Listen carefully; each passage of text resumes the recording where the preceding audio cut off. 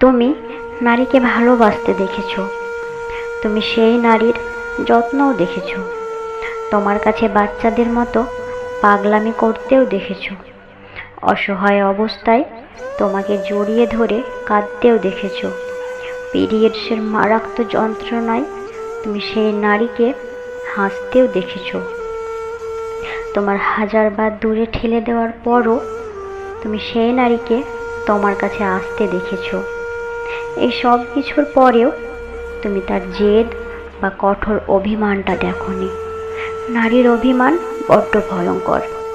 সে তোমায় ভালোবেসে যেমন আগলে রাখতে জানে, তেমনি তোমার অবহেলা থেকে নিজেকে সরিয়ে নিয়ে চুপ থাকতেও জানে। কি ভাবছো, সে ভালোবাসে বলে সব সময় থেমে যাবে?